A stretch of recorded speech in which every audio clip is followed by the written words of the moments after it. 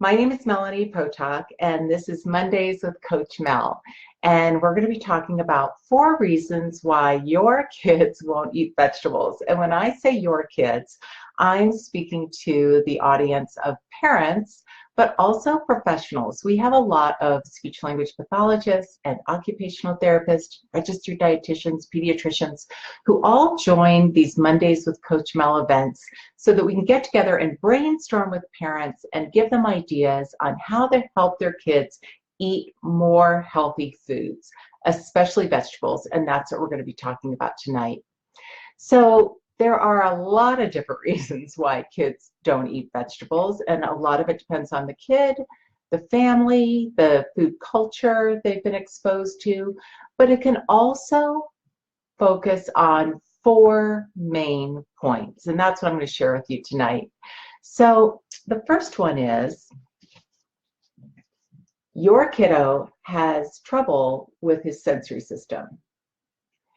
A child's sensory system helps them to organize incoming information and helps them pay attention to their environment, and also helps them to know what information to filter out, what isn't that important, and what we should really consider is important information, and that's what we should tune into at that moment. So if you notice that your child's having difficulty with various textures or even temperatures and sometimes tastes, it might be that they're overwhelming, but it might also be that they just don't provide the input for that child. Now, it might be that they prefer crunchy foods, but a lot of the kids I work with prefer a food that is easily squished in their mouth and then swallowed immediately. And it varies, so let me know in the comments what your kids prefer, and in a few minutes we'll try to brainstorm through that and give you some specific strategies about your kids. The second reason could be it's an oral motor delay. And what that means is that your kiddo is having difficulty with the muscles or the alignment or the strength around their mouth, their lips, their tongue, and actually even the rest of their body can affect an oral motor delay. So when the muscles, especially in our face, are not operating in an age-appropriate manner, it makes it really hard to eat a variety of foods. Plus, we can have physical challenges like a lip tie or a tongue tie, or large tonsils or large adenoid tissue that makes it difficult to swallow. And so we gravitate towards softer foods or foods that are really, really slippery, especially when they're mixed with saliva. You might even have the fat pads still on your cheeks because you've eaten so many squishy foods and so many soft purees. Not that purees are a bad thing, but we don't want to get stuck there, that we haven't actually worked on the muscles in our face through natural feeding development, and now we've developed an oral motor delay. The third issue could be it's his or her gut. Now, that can be so many different things. It could be constipation, slow stomach emptying, gastroesophageal reflux, a need for more probiotics, prebiotics, fiber, a combination of soluble and insoluble fiber. The list could go on and on.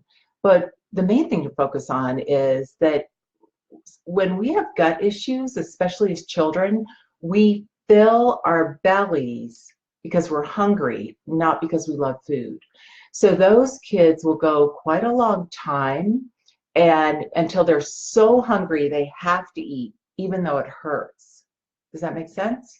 Yeah, it's like their hunger is here, but the pain is so much higher, or the discomfort. And a lot of these kids won't even be able to tell you that they're that they're uncomfortable or that they're in pain or they're experiencing an unusual feeling, because it's not necessarily unusual for them. They've had it all their life. They just think this is the way life is. They don't know what feeling good really feels like. Finally, the fourth thing to consider is possibly it's another medical issue and we just haven't figured it out yet. Now, that can be a variety of things, including a combination of many of the factors we just discussed. But even anxiety is a medical issue, and anxiety affects our whole body. When we have kids who are hesitant eaters, they tend to become more anxious when we, for lack of a better word, put pressure on them to try that new food. Oh, come on, it's really good, you'll like it. And they see everybody else at the table enjoying it, but they know they can't, and that creates a lot of anxiety. So those are 4 reasons why your kid may not be eating vegetables, and just know that it's not you. However, what I want you to consider is that we definitely parent our picky eaters differently. You know, we have these little babies that come into our world, and we have an idea of how we're going to parent them, and then they start to have a mind of their own, and they start to have opinions and emotions. And that changes the way we intended to parent them.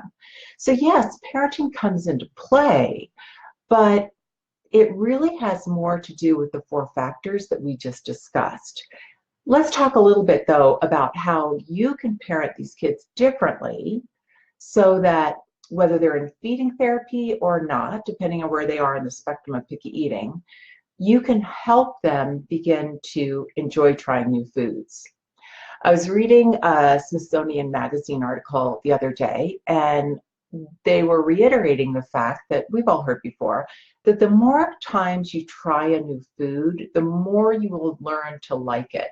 But the issue is getting these kids to try it. So we're going to talk about that in a minute.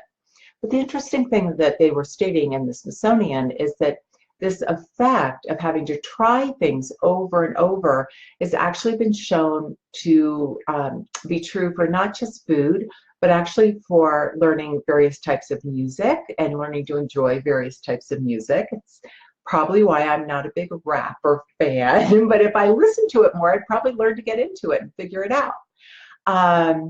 I know that it's also true for art. The more that you visit art galleries and you learn and are exposed to, say, impressionist paintings, the more you learn to appreciate it and are willing to experience it some more. So this effect of trying something over and over and over in order to learn to at least tolerate it and appreciate it for what it is, isn't just about food. This is something that is inherent in human nature. Just remember that every eating experience is a learning experience. So, you know, we definitely want to keep those experiences positive. And what I'd love to is if anybody has any questions about their specific kids, I'd love to answer this for you now. Just remember there's a short delay in this broadcast, so I'll watch them as they appear. Let's talk a little bit now about what you can do as parents to encourage kids to taste new foods. First of all, a really good resource for you is my YouTube channel, which is where I post these videos every Tuesday morning. So be sure to subscribe to my YouTube channel. I'll put the link for you in the comments here shortly. On that YouTube channel, I have a variety of strategies for you, including using small tasting spoons, serving foods family style, making sure that when kids come to the table, all the food is already ready for them, even if you're going to pre-plate it, but also making sure that kids have age-appropriate utensils. That can make such a huge difference compared to a regular big spoon that you and I would eat from. So I'm taking a minute just to glance and see if we have any questions so far. I'm not seeing any, so I'm going to keep going. You're more than welcome to ask some, and we'll talk about your specific kids that you're concerned about. Let's talk a little bit about that idea of age-appropriate utensils. In feeding therapy, feeding therapists like to use a spoon called a small maroon spoon, but you can find this same shape anywhere at Target or any baby food store. Not that you're necessarily feeding babies, but you want a small, flat utensil that easily fits in a child's mouth.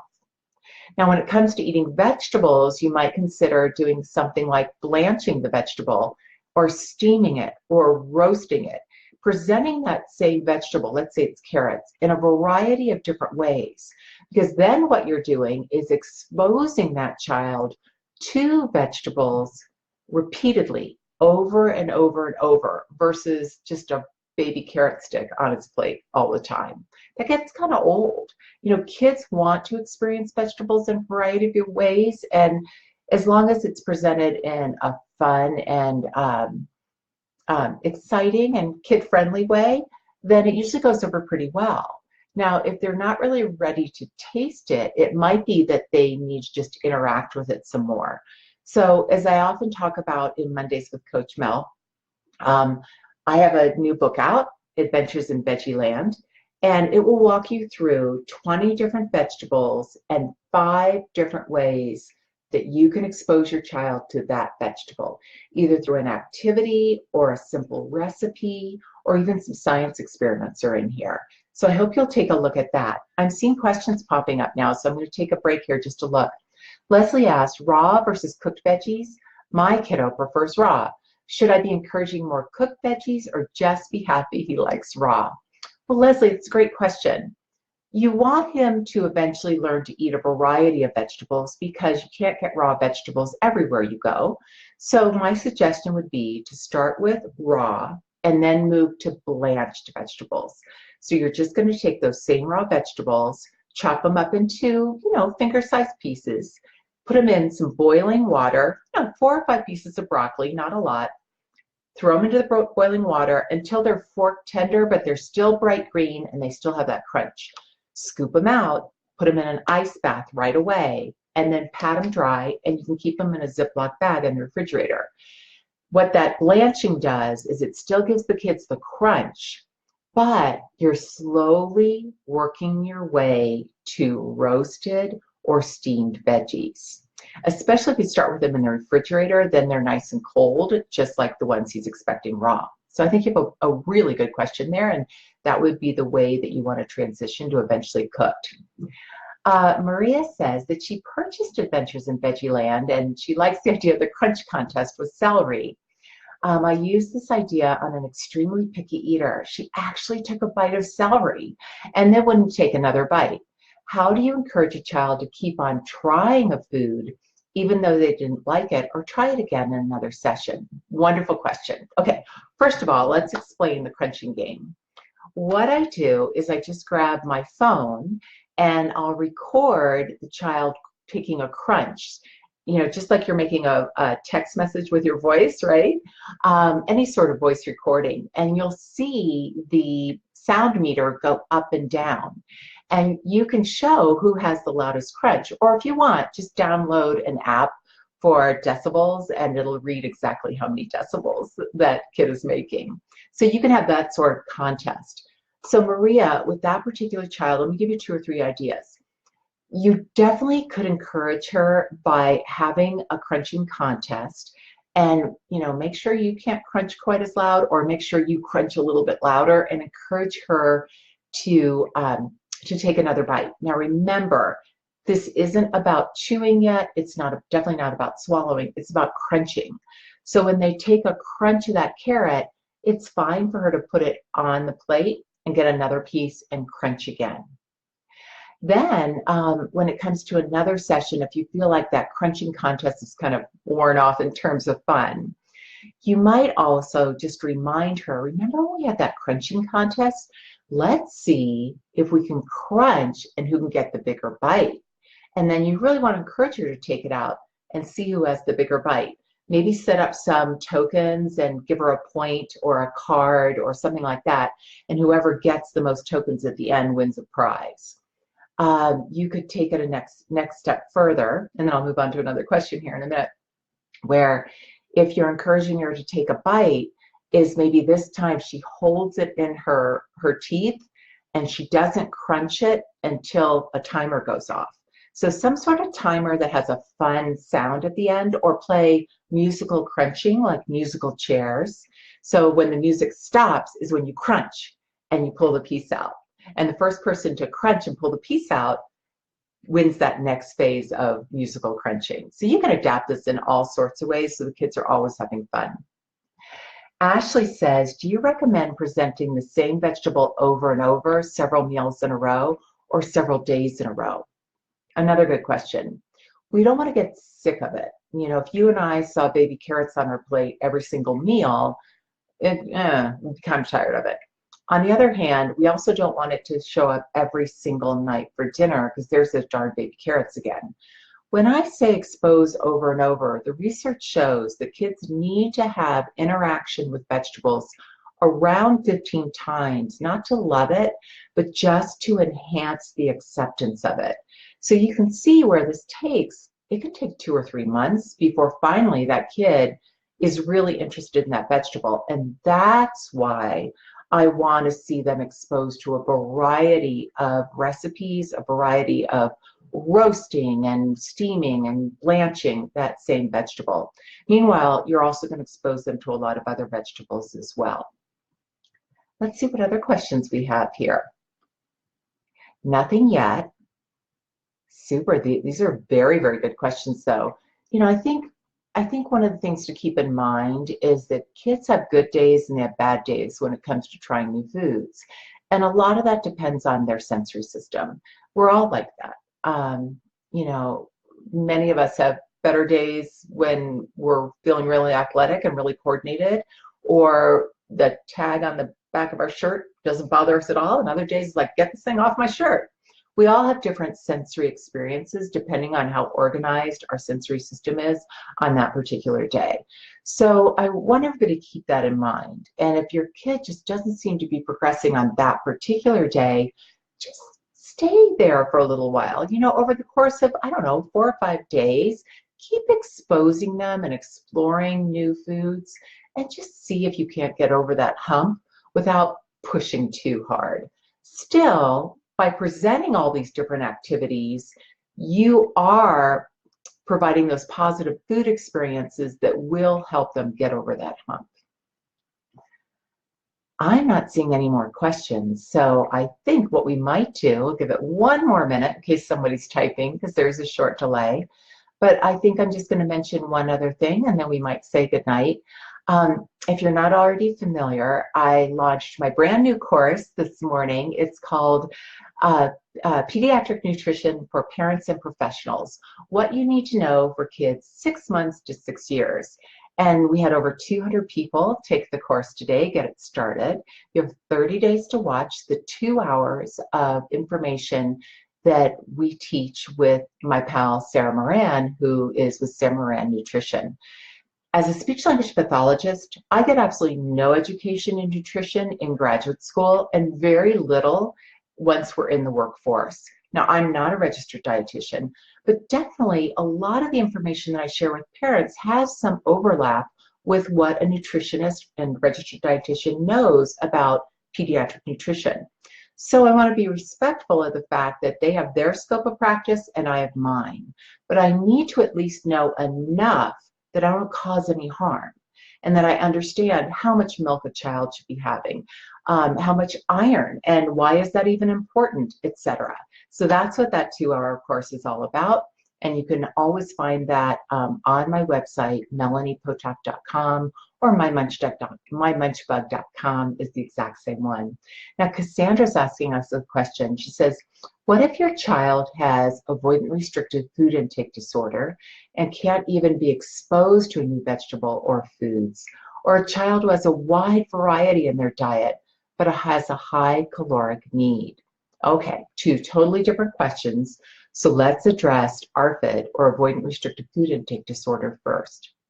Now, for those of you who may not be familiar, ARFID is a type of pediatric feeding disorder where anxiety and very, very limited progress is a part of the big picture. It's a little bit of a confusing diagnosis, and without going through all of the elements to have that diagnosis, what I want to tell you in short is these kids are highly selective eaters, and as much as they want to one day be able to try new foods, anxiety is a big piece of this for them. It doesn't mean they may not also have other issues of the 4 that we talked about at the beginning of this broadcast.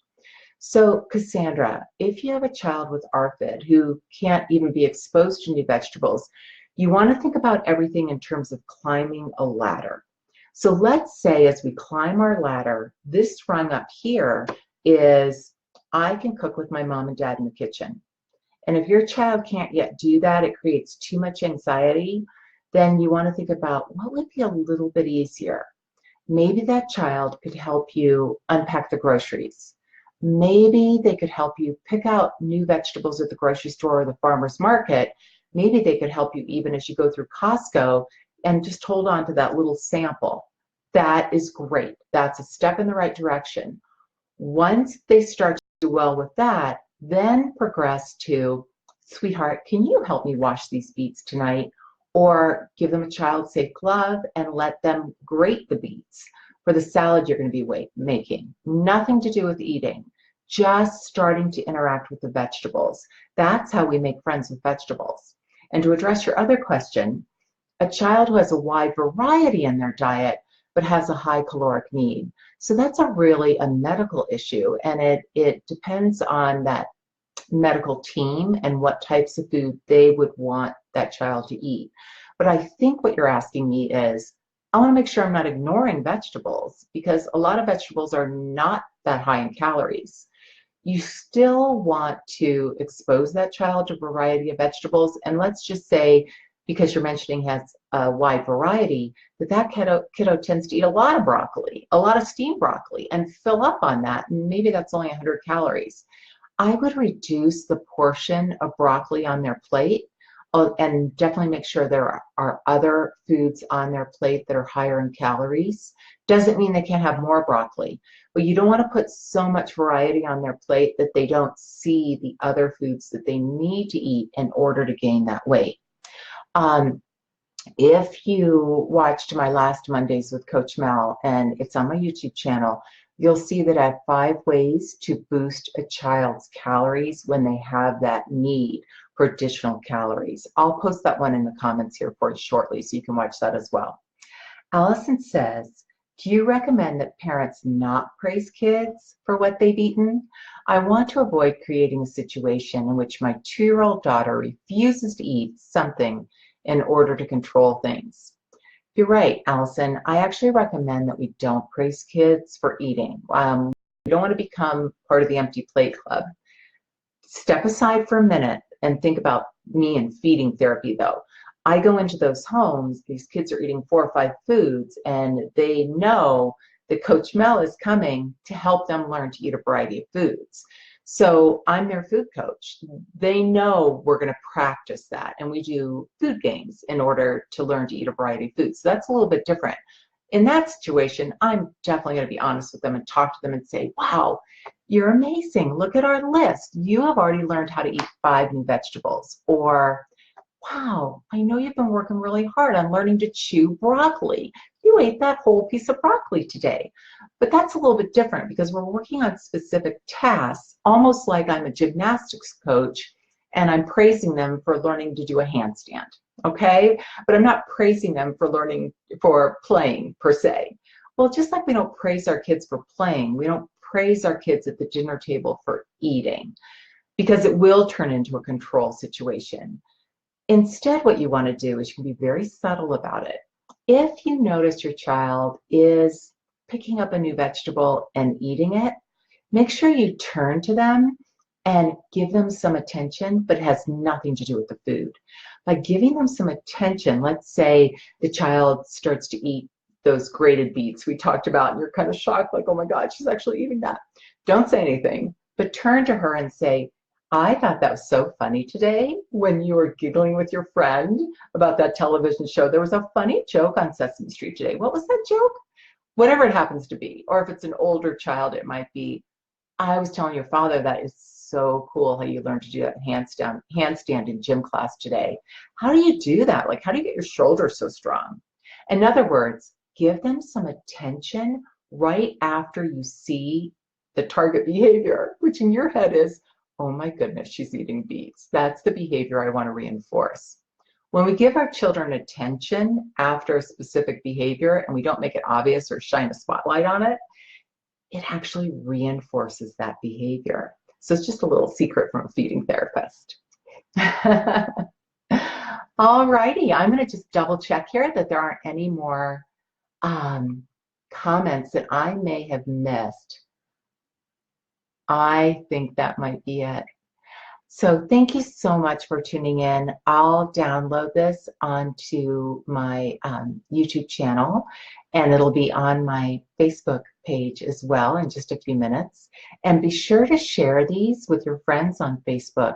Make sure that they know that even if they can't tune in on Monday nights and get their specific questions answered, at least they'll get this information. Thanks so much, everybody. I hope you have a wonderful week. And if you get a minute, be sure to take a look at my brand new course, Pediatric Nutrition for Parents and Professionals. Bye-bye, everybody. Thanks for tuning in.